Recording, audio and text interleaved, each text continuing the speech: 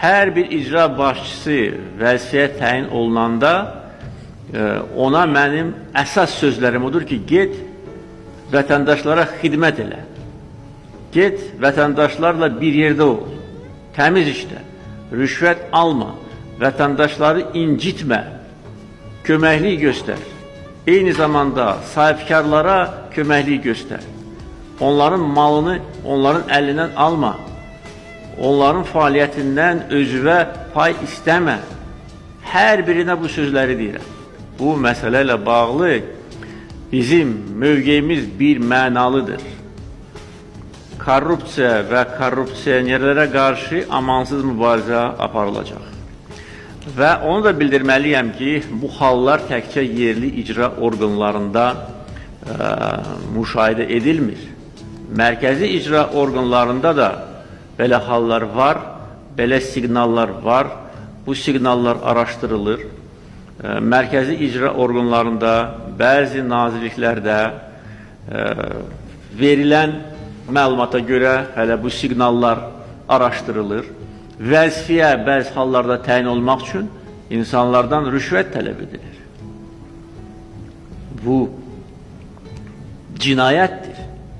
Bu bizim cəmiyyətimizin əsaslarını sarsıdan addımlardır, çirkin addımlardır. Pul verib vəzifəyə gələn adam nə edəcək ilk növbədə? Çalışacaq ki, o pulun əvəzini çıxsın. Hardan bunu çıxacaq?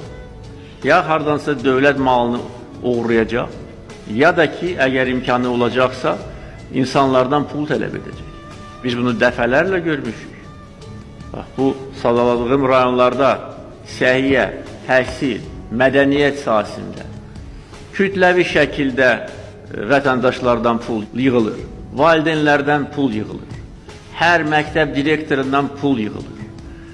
Rayon mərkəzi xəstəxanasının baş həkimindən icra hakimiyyətinə pul verilir. O da öz növbəsində bütün şöbələrdən hər ay haqq yığır. Bütün bələdiyyələr icra hakimiyyətinə aylıq pul verir. Biz bu hallara qarşı amansız mübarizə aparacaq və haqq da bizim tərəfimizdədir. Və bütün bu ifşa edici görüntülər hər bir Azərbaycan vətəndaşında haqlı olaraq ikrah hissi doğurur və eyni zamanda mənə ünvanlanan yüzlərlə, minlərlə məktubda bizim bu addımlarımıza böyük dəstək göstərilir. Ona görə prokurorluq orqanları bu işdə